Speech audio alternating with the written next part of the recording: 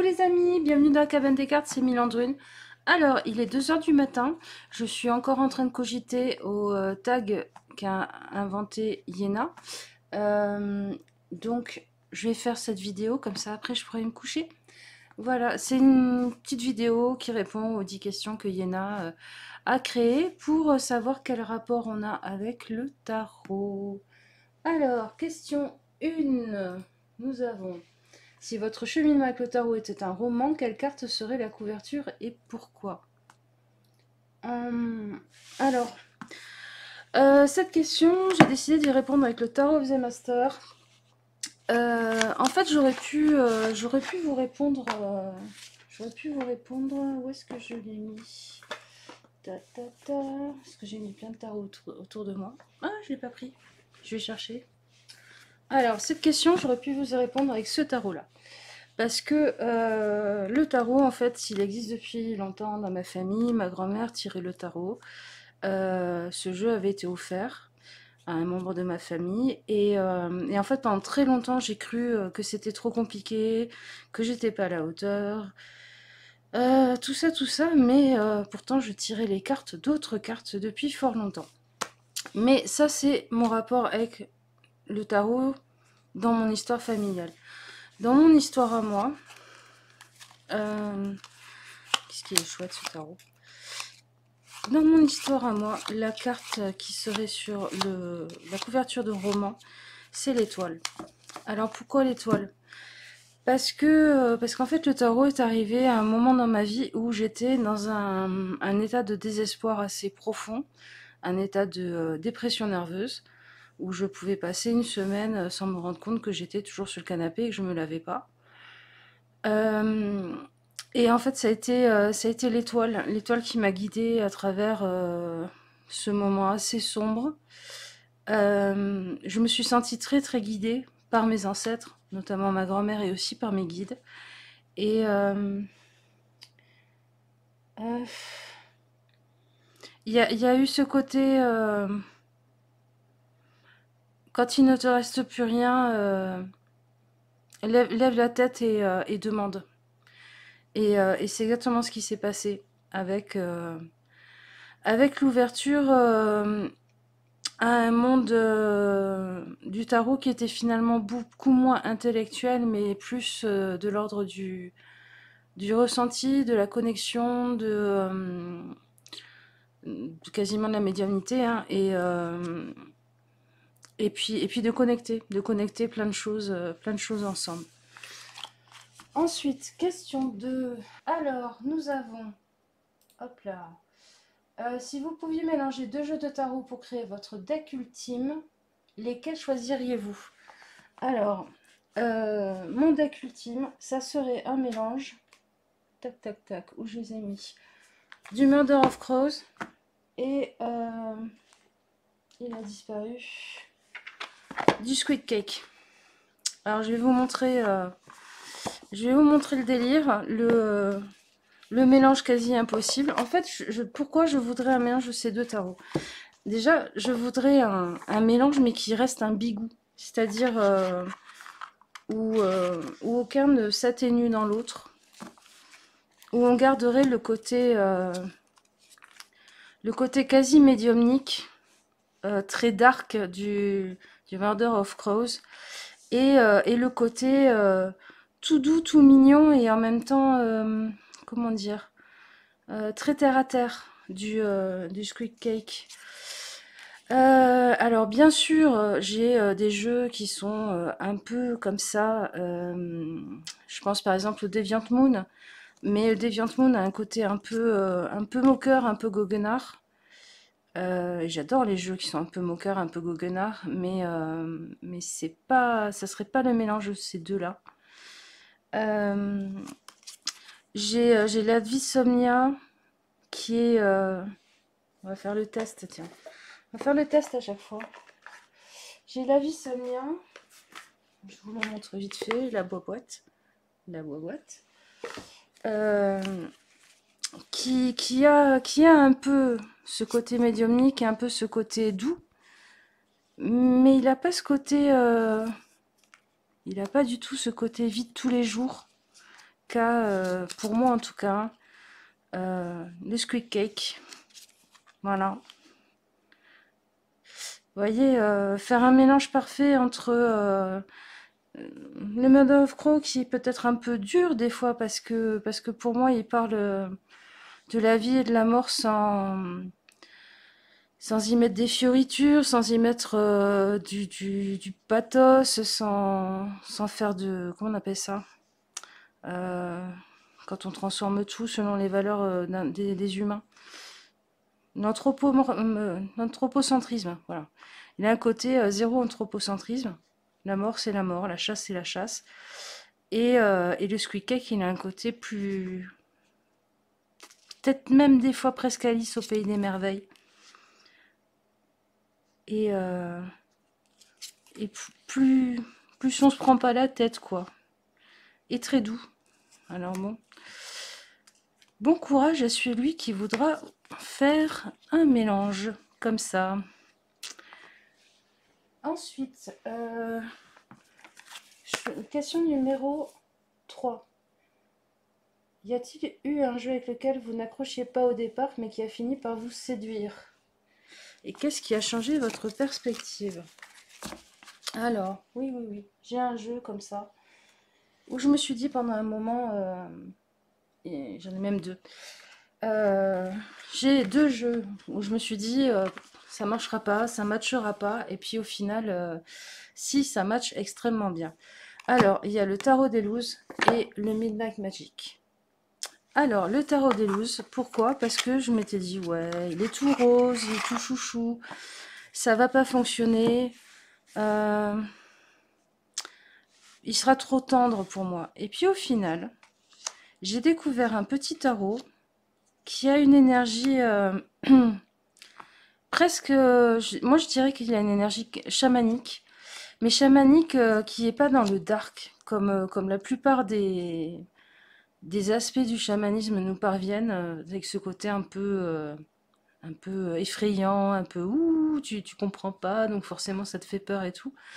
Là, c'est presque un chamanisme scandinave, des fois, qui ressort, ou d'Amérique du Sud, enfin quelque chose de très doux, mais de très connecté aussi. Et alors, le Midnight Magic, c'est bien simple, je me suis dit, un tarot avec des champignons, c'est n'importe quoi, je comprendrai jamais les cartes, ça veut rien dire. Comment on peut faire une lecture de jeu avec ça? Et puis, finalement, quand j'ai vu ce jeu, je l'ai eu dans les mains, j'ai plongé dans les cartes. J'ai eu la même sensation, mais il porte bien son nom, hein, que quand on se balade de nuit en forêt. Vous savez que tous les sons sont étouffés, que il y a des parts de nous qui se réveillent, qui sont très proches peut-être de ce qu'étaient les instincts des chasseurs, des tribus premières. Il y a quelque chose de très ancestral, mémoire ancestrale, mais dans le vécu, dans l'ancré. Et puis les champignons, forcément, il y a aussi le côté réseau mycélien, donc mémoire de la terre. Enfin, pour faire un travail avec la nature qui ne soit pas dans les jolies petites fées, parce que c'est toujours les jolies petites fées, mais ça peut être aussi justement avec quelque chose peut-être de plus brut, plus entier, plus confrontant aussi.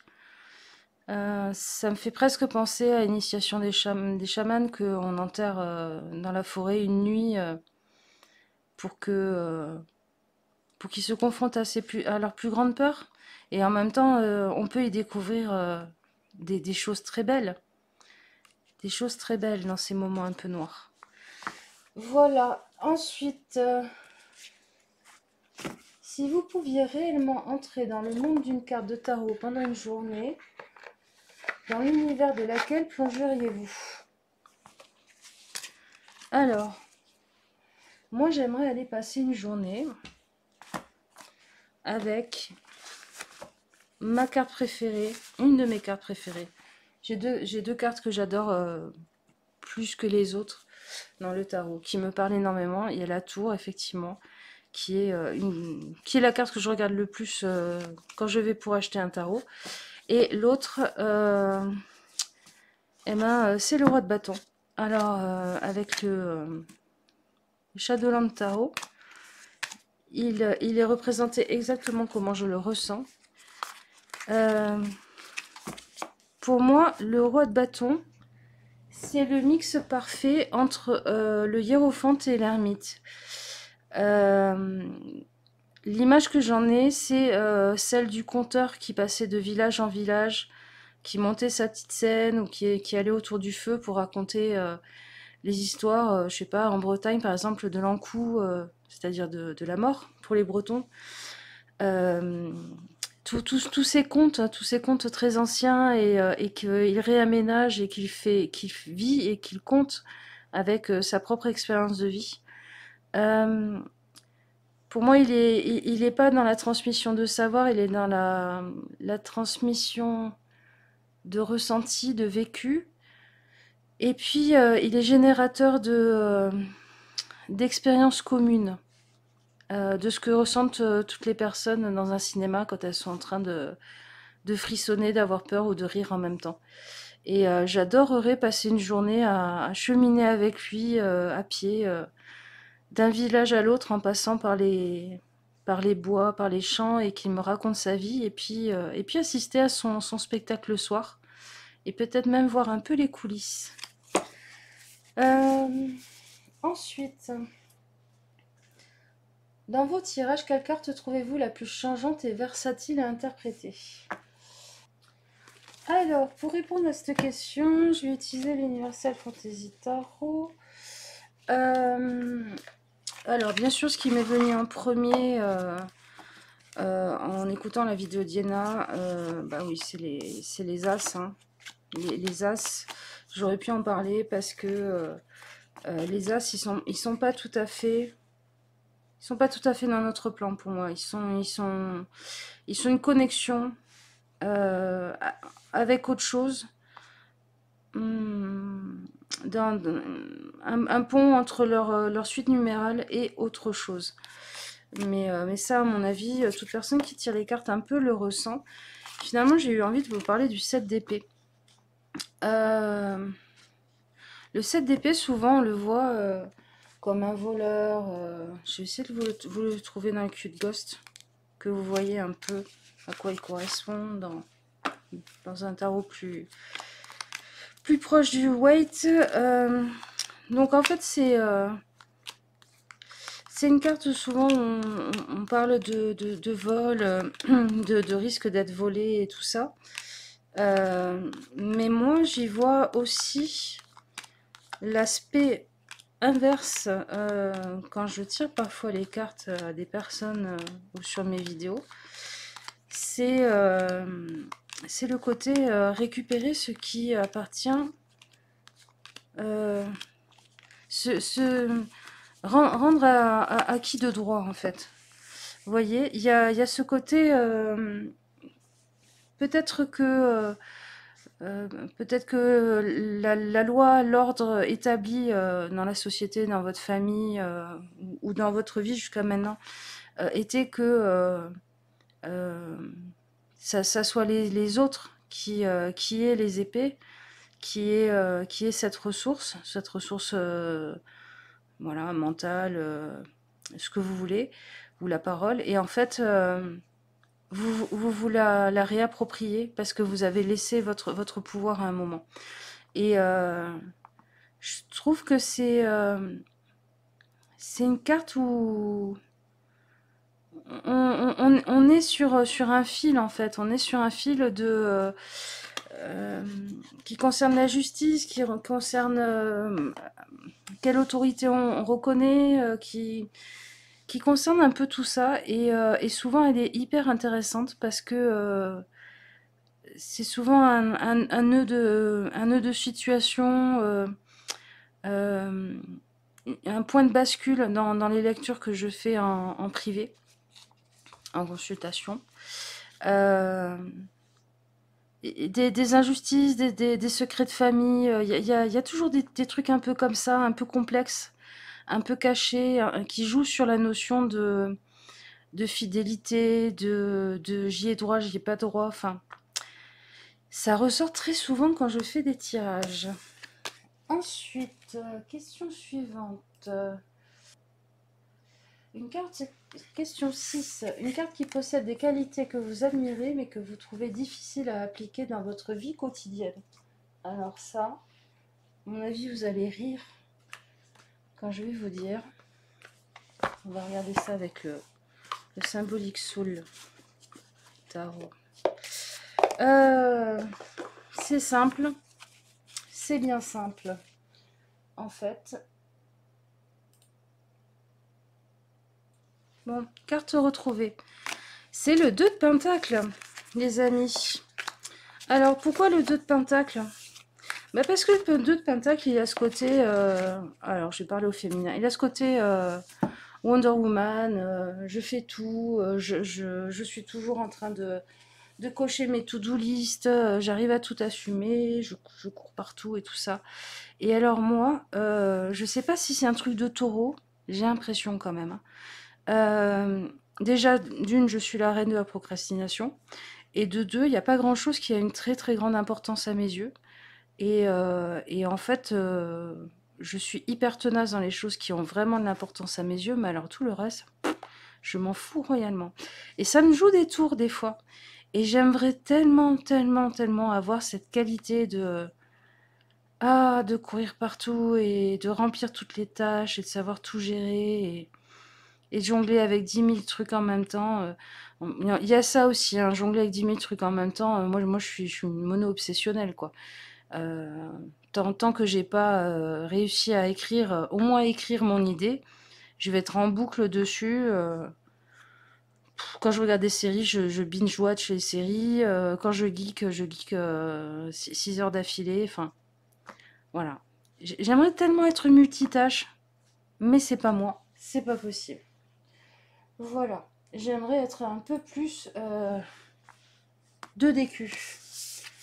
Ensuite, si vous pouviez ajouter une arcane majeure au tarot, quelle carte choisiriez-vous de créer? Alors, pour répondre à ça, j'ai choisi de l'illustrer avec le prisme oracle parce qu'il y a une carte. Il y a une carte qui illustre bien mon idée.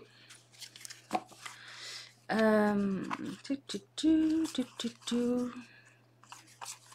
vous la trouve. Non. Non.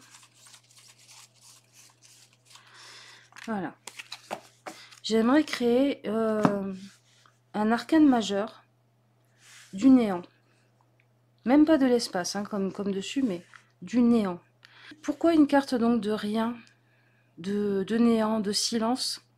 Parce que je trouve que le tarot est un objet merveilleux, extrêmement bien construit, très complexe, qui peut être un support à plein de sens différents, à plein de façons différentes de voir la vie et tout ça. Mais c'est son défaut, le seul défaut que je lui trouve, c'est que c'est un jeu qui parle toujours de faire, d'être en train de faire, d'être en train de penser, de vivre quelque chose. Euh, En fait, vu qu'il il répond à cette logique du Moyen Âge et aristotélicienne de transforme-toi pour transformer le monde autour de toi, il répond à cet impératif de qu'est-ce qui se passe en toi, qu'est-ce qui se passe dans le monde, comment on peut le faire, le travailler, le transformer, tout ça. Alors la carte de la mort n'est pas du tout une carte du néant, du rien et du vide, parce que c'est une carte qui nous parle d'un point de transformation dans un cycle, le grand cycle de la vie. Le pendu nous demande souvent d'observer les choses sous un autre angle. Le 4 d'épée parle de repos, repos un peu forcé des fois, mais nous parle aussi de déléguer et de réfléchir à la question de savoir à qui on délègue. Il n'y a aucune carte dans le tarot qui est une carte de ne rien faire, rester en silence, se poser, accepter même l'idée du néant, s'y confronter en fait. Euh, ouais, je trouve que c'est une carte parfois qui manque peut-être au tarot. Et qu'il faut... C'est, du coup, c'est une notion que j'essaye d'inviter comme possible quand je tire le tarot, c'est-à-dire que si je le ressens, je vais l'intégrer à ma lecture. Ensuite, partager une carte qui représente notre mantra actuel dans la vie. Alors, mon mantra actuel dans ma vie. Avec qui je vais vous montrer ça? Je vais vous montrer ça avec... Ouais, j'ai envie de vous montrer ça avec le burdel, mais je sais qu'il va m'embêter. Parce qu'il glisse pas toujours. Déjà, j'ai pas des grosses mains. Alors,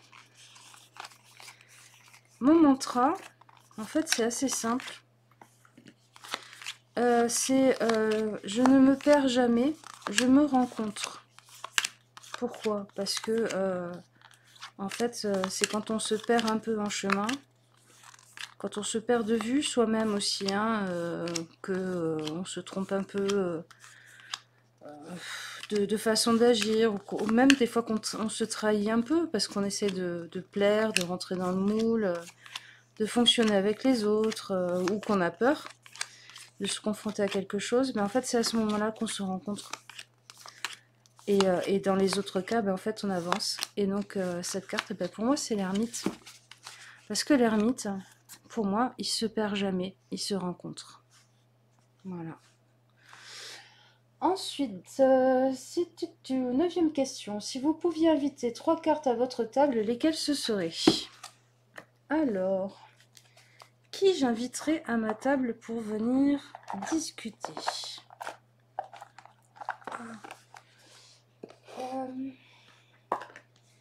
On va faire ça avec le Translate. Tiens.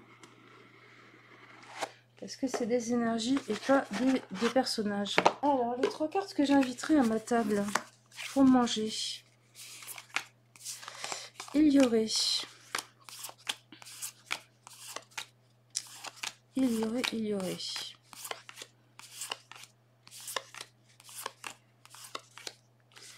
Le 10 de bâton. Parce qu'on parlerait, on parlerait un peu de transformation. On parlerait aussi des limites que l'on se met dans la vie et qui peuvent être des grandes énergies de créativité, de pulsion. Comment basculer les choses qui nous accablent parfois en super idées, en super ressorts pour avancer. Ça, je trouverais ça formidable. Ensuite, l'autre carte,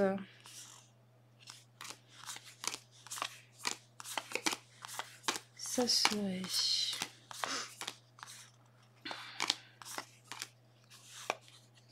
l'apprenti d'épée, le valet d'épée.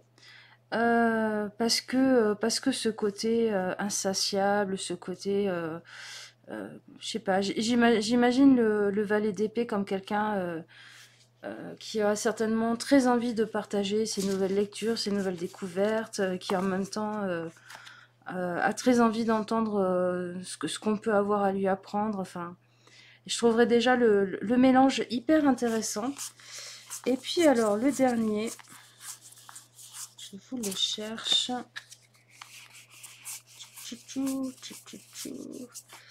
Le dernier qui détonnerait peut-être un peu ou pas. Et je trouverais ça assez génial. Ça serait le diable. Parce que le diable, faut pas oublier que c'est celui... c'est Prométhée aussi, hein, c'est celui qui lève haut la torche pour montrer que on est bloqué dans nos illusions et que la réalité est un peu un peu ailleurs parfois. Alors je pense que il pourrait avoir un côté presque un peu Mulder, vous savez, dans X-Files, un peu presque un peu le tonton complotiste, quoi, qui vous raconte des choses qui vous font un peu halluciner, qui vous font un peu sortir de votre réalité. Celui qui a de l'expérience de vie et qui est créatif et qui du coup réussit sa vie. Et le petit genou ou la petite jeunette hyper passionné, qui a envie de plein de choses, d'apprendre plein de choses, de découvrir plein de choses. Je trouverais ça formidable de les avoir tous les trois à ma table. Je me régalerais. Et enfin, pour finir, imaginez donner des conseils à carte de tarot qui vous causent le plus d'appréhension. Alors, c'est pas une carte qui me crée de l'appréhension, c'est une carte plutôt qui me met parfois un peu en pétard. Où est-ce que j'ai mis? Je vais vous montrer ça avec le Beauty of Aurore. Le Beauty of Aurore. Alors, c'est... non. Oh, qu'est-ce que tu fais là, toi? Hook. Une carte de chat. Le Beauty of Aurore. Non. Bon, quand on a des petites mains comme moi, c'est pas toujours évident. Pas le donner, mais... Pourquoi je fais un accent bizarre en essayant de dire ça?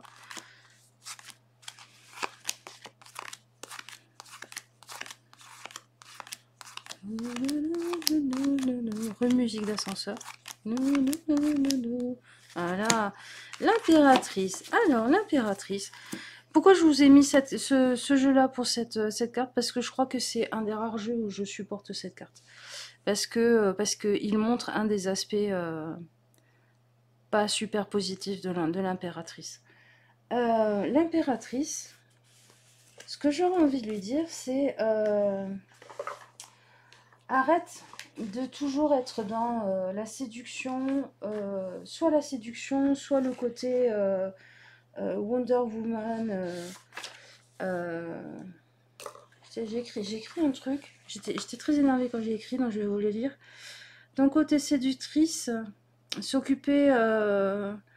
Le côté maman aussi, c'est les mamans lion, les mamans hélicoptères, là, qui gèrent tout bien, avec cet aspect féminin tellement mis en avant dans la société, et qui rend folles les femmes, qui les culpabilise, qui les stresse, qui les font se critiquer elles-mêmes, et être en désamour.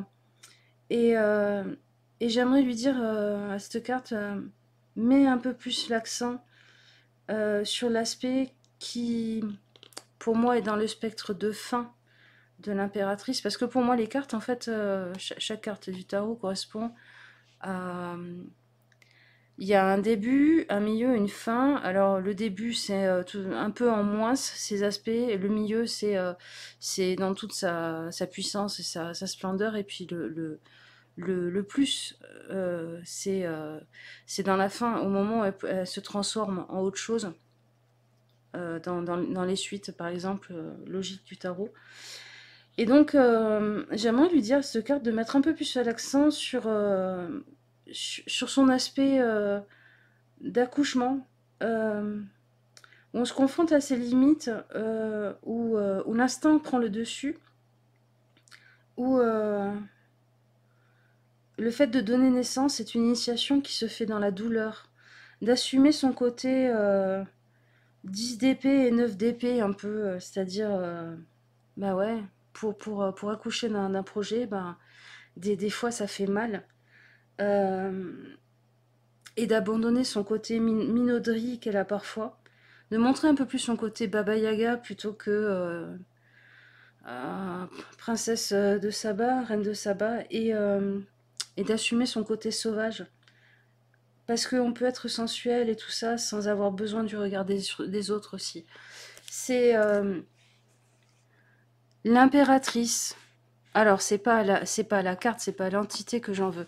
C'est à la façon dont elle est perçue dans la plupart des tirages, des bouquins sur le tarot et tout ça. Elle est perçue comme un archétype triomphant, féminin, mais dans tous ces aspects qui sont valorisés socialement.